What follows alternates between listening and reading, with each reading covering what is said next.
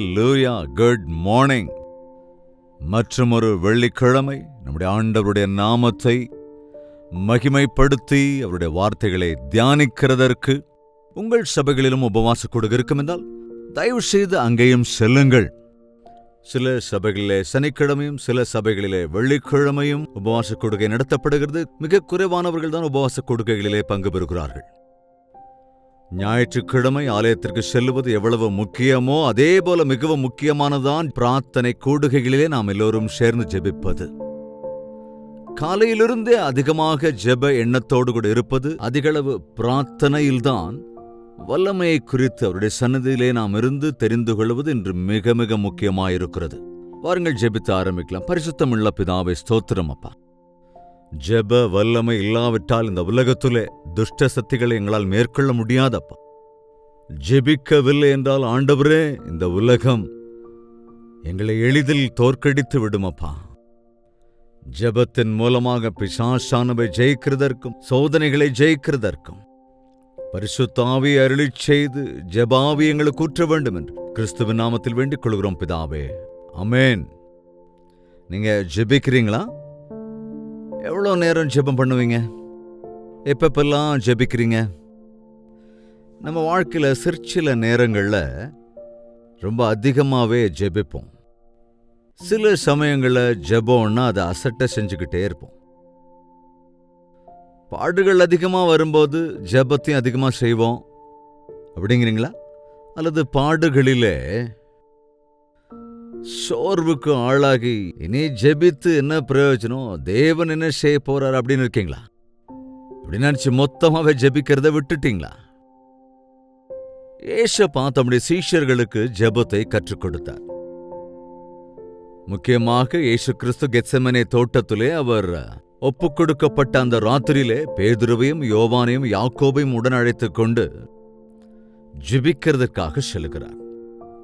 அப்பேற்பட்ட சிலுவை யாகத்தை அவரால் செய்ய முடிந்ததென்றால், அந்த அளவுக்கு அவமானங்களை அவரால் சகிக்க முடிந்ததென்றால், எத்தனை விதத்திலே சாத்தான் சோதித்தாலும் வாயே திறவாமல் சிரமங்களை, வேதனைகளை, அவமானங்களை, நிந்தைகளை தாங்கிக் கொண்டிருந்தார் என்றால், ஜெபத்திலே அவர் தம்மை தாமே ஆயத்தப்படுத்திக் கொண்டார். தம்மை தாமே அர்ப்பணித்து விட்டார் பிதாவினிடத்தில். பிசாசின் சோதனைகளை மேற்கொள்ள வேண்டும் என்றால் முழங்காலின் ஜெபம் அதிக அவசியம். சில நேரங்களில் அவைகள் சிரமங்களாக இருக்கலாம், சில நேரங்களில் அவைகள் அனாவசியமான ஆசைகளாக, கெட்ட ஆசைகளாக கூட இருக்கலாம். சாத்தான் ஏதாவது ஒரு விதத்திலே நம்மை வளைக்க வேண்டும் என்று பயப்படுத்துவதற்கு முயற்சி செய்வான். ஒருவேளை அவற்றிற்கு நாம் பயப்படாமல் போனால் ஆசையை கொடுப்பான். அதை தருவேன், இதை தருவேன் என்று. தயவு செஞ்சு கவனிங்க, ஜெபிக்கிறவர்கள் பகுத்தறியும் ஞானத்தை உடையவர்களாய் இருப்பதனால் எது தேவனிடத்திலிருந்து வருகிறது, எது சாத்தானால் தூண்டப்படுகிறது என்பதை அடையாளம் கண்டுகொள்வார்கள். சோதனைகளுக்கு இடம் கொடாமல் இருப்பார்கள்.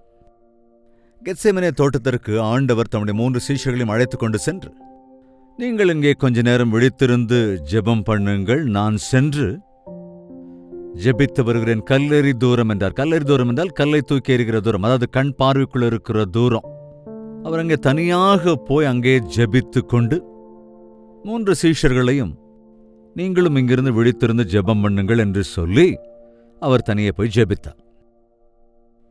மார்க் எழுதின சுவிசேஷத்தில் நாம் அதை பார்க்க முடியும். 14ஆம் அதிகாரம் 35வது வசனம். சற்று அப்புறம் போய் தரையிலே விழுந்து, அந்த வேளை தம்மை விட்டு நீங்கி போக கூடுமானால் அது நீங்க வேண்டும் என்று வேண்டிக் கொண்டு, அப்பா பிதாவே, எல்லாம் உம்மாலே கூடும், இந்த பாத்திரத்தை என்னிடத்திலிருந்து எடுத்து போடும், ஆகிலும் என் சித்தத்தின்படி அல்ல உம்முடைய சித்தத்தின்படியே ஆகக் கடவது என்று ஜெபத்திலே போராடி தம்முடைய சித்தத்தை அர்ப்பணித்து விட்டு, அது கஷ்டமாக இருந்தாலும் நஷ்டமாக இருந்தாலும் பிதாவின் சித்தம்தான் நல்லது என்று தீர்மானம் எடுத்தார். அதுக்காகத்தாங்க அந்த ஜெபம். ஜெபம் என்பது நம்முடைய இஷ்டத்தெல்லாம் நிறைவேற்றிக் கொள்வதுன்னு நினைக்கிறாங்க. நாம் ஆசைப்படுறது எல்லாத்தையும் தேவனிடத்துல கேட்கறது தான் ஜெபம்னு நினைக்கிறாங்க. என் சித்தம் அல்ல, உம்முடைய சித்தமே நடக்கட்டும் என்று உனக்கு எது இஷ்டமோ அதை ஆண்டவரிடத்திலே விட்டுவிட்டு, ஆண்டவருக்கு எது இஷ்டமோ அதை செய்யக்கூடுவதற்கு ஆவிக்குரிய பலனை தருவதுதான் ஜெபம். அதனால்தான் நாம் அனுதினமும் பிசாசானவனுக்கு, உலகத்துக்கு வளைந்து கொடுக்காமல் தேவனுடைய சித்தத்திற்கு இசைவதற்கே ஜெபிக்கிறவர்களாய் நாம் வாழ வேண்டும். 37வது வசனம். பின்பு அவர் வந்து அவர்கள் நித்திரை பண்ணுகிறதைக் கண்டு, சீமோனே, நித்திரை பண்ணுகிறாயா? 1 மணி நேரம் விழித்திருக்க கூடாதா? நீங்கள் சோதனைக்குட்படாத படிக்கு விழித்திருந்து ஜெபம் பண்ணுங்கள். அவர் அங்கே ஜெபித்துக் கொண்டு தம்முடைய சீஷர்களையும் ஜெபித்துக் கொண்டு இருக்கச் சொன்னார். ஏனென்றால் அதன் பிறகு இந்த சுவிசேஷத்தை உலகம் முழுக்க அறிவிக்கிற பணியை சீஷர்களிடத்தில் தான் ஒப்படைக்கப் போகிறார். அவர்களை 3½ ஆண்டுகள் தம்முடனேயே வைத்துக் கொண்டிருந்தார். அவர்களை தம்மைப் போலவே மாற்ற வேண்டும் என்று தாம் விட்டுப் போகிற ஊழியத்தை தொடர்கிறவர்களாக, பிதாவின் சித்தத்தை நிறைவேற்றுகிறவர்களாக, சிலுவையின் பாடுகளையும் அந்த பலியையும் குறித்த சத்திய சுவிசேஷத்தை உலகம் முழுவதும் சர்வ சிருஷ்டிக்கும் பிரகடனம் செய்ய வேண்டும் என்று விரும்பினார். சுவிசேஷத்தை அறிவிக்கிறவர்களை எப்படி அமர்த்தி போடுவதென்று அன்றும் இன்றும் சாத்தான் முயற்சித்துக் கொண்டேதான் இருக்கிறான். பிசாசினுடைய அந்த முயற்சிகள் தோற்க வேண்டுமென்றால், தேவனுடைய சித்தத்தை நாம் நிறைவேற்ற முடிய வேண்டுமென்றால் நாம் ஜெபித்துக் கொண்டே இருக்க வேண்டும். பேதுரு, கொஞ்ச நேரமாக்கிலும் விழித்திருந்து ஜெபிக்க கூடாதா? மறுபடியும் தூங்குகிறாயே, எழுந்து ஜெபம் பண்ணு. சோதனைகளுக்கு உட்படாத படிக்கு விழித்திருந்து ஜெபம் பண்ணுங்கள். சோதனைகள் வருகிற போது நாம் அவைகளை கண்டுபிடிக்க முடியாமல் போய்விடுகிறோம். அவளை அடையாளம் காண முடியாமல் இருக்கிறோம், அல்லது அவைகளை எதிர்க்க முடியாமல் இருக்கிறோம். அவைகளுக்கு வளைந்து கொடுத்து விடுகிறோம். காரணம், தேவனுடனான ஐக்கியத்தை இழந்து போயிருப்பதினால். ஜெபத்தின் வல்லமை இல்லாதவர்களாக இருக்கிற போது பிசாசானவன கத்தியோடும் பட்டயத்தோடும் நம்மளால் எதிர்கொள்ள முடியாதுங்க. வானமண்டல ஆவிகளோடும் பொல்லாத சேனையோடும் நாம் போராடி கொண்டிருக்கிறோம் அல்லவா? எல்லா நேரத்திலும் எல்லா விதத்திலும் ஜெபம் பண்ண வேண்டும் என்று சொல்லி வேத வாக்கியம் சொல்கிறதே.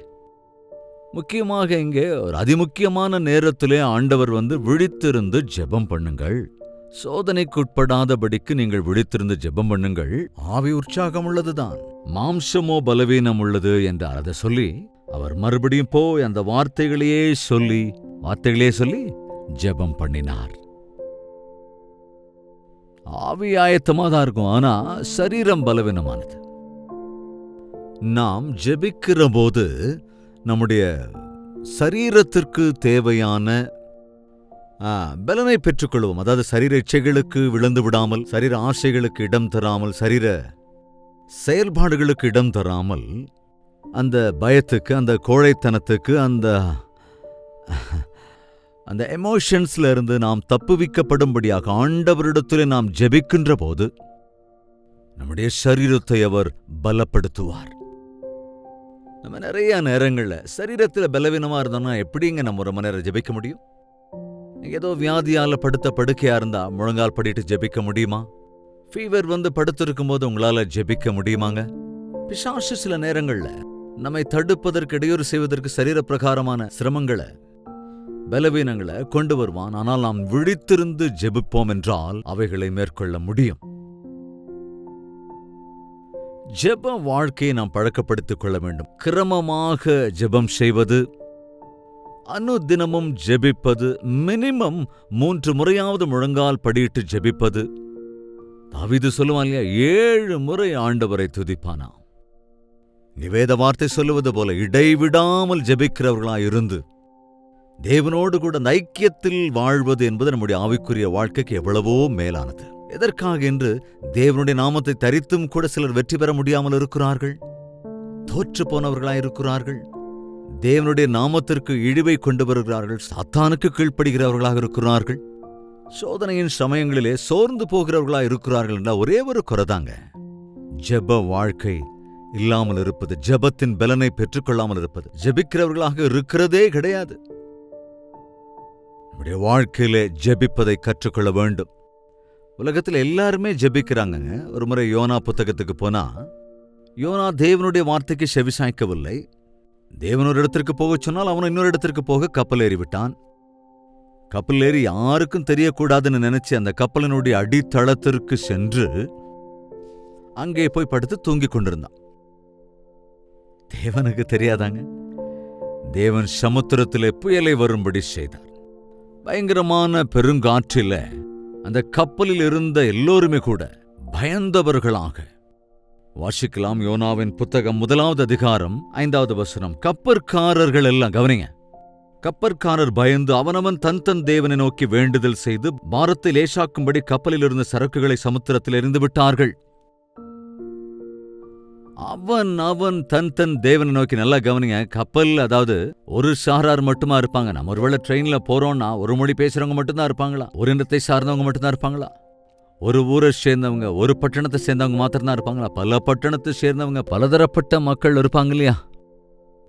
அதே போல அன்று அந்த கப்பலிலே அநேக இடங்களை, அநேக தேசங்களை சேர்ந்த மக்கள் இருந்தார்கள். அவரவர்கள் தங்களுடைய தெய்வங்களை நோக்கி எல்லோரும் ஜெபிக்க ஆரம்பித்து விட்டார்கள். இந்த பயங்கரமான பெருங்காற்று புயலிலிருந்து எங்களை காப்பாற்று கடவுளே என்று அவரவர் தங்கள் தெய்வத்திடத்திலே வேண்டினார்கள்.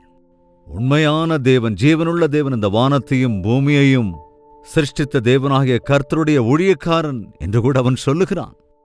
அப்படிப்பட்ட ஊழியக்காரனான யோனா அங்கே என்ன செய்கிறான்? கப்பலினுடைய கீழ் அடித்தட்டுல, அதே 5வது வசனத்தில் இருக்கு, கப்பலின் கீழ்த்தட்டு இறங்கி போய் படுத்துக்கொண்டு அயர்ந்த நித்திரை பண்ணினான். ஜெபிக்க வேண்டிய சமயத்திலே நித்திரை பண்ணினால் தீராத நஷ்டம்தான் ஏற்படும். உபவாச ஜெப கூடுகையிலே சபையோர் எல்லோரும் சேர்ந்து ஜெபிக்கிற போது விசுவாசி என்று சொல்லுகிற நீங்கள் வீட்டில் படுத்து தூங்கிறது நியாயமாங்க? டிவி முன்னால் உட்காந்துக்கிட்டோ அல்லது செல்போனை வச்சுக்கிட்டோ இந்த சமயத்தை ஒண்ணுக்கும் இல்லாம வீணடிப்பது நல்லதாங்க? ஜெபிக்க வேண்டிய நேரத்தில் கப்பல் இருந்த எல்லாரும் தங்கள் தெய்வத்தை நோக்கி வேண்டிக் கொண்டார்கள். அவசியம் ஏற்பட்டதான் இல்ல. அங்கே ஒரு பெரிய பிரச்சனை வந்திருக்கிறது. அந்த நேரத்தில் அவரவர் தங்களுக்கு தெரிந்த தேவனிடத்திலே தாங்கள் தெரிந்த விதத்தில் விண்ணப்பம் செய்கிறார்கள்.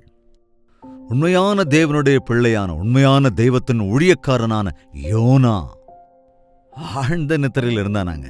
சுற்றி பெருங்காற்றும் புயலும் அலைகளும் எழும்பி அடிக்கிற போது இந்த மனசாட்சி வேலை செய்யாதவங்களுக்கு ஜெபமே வராது, அப்படித்தானே? தூக்கம்தான் வரும். எனக்கு எத்தனை பேர் ஜெப கூட்டத்துக்கு போய் தூங்கிக்கிட்டு இருக்காங்க.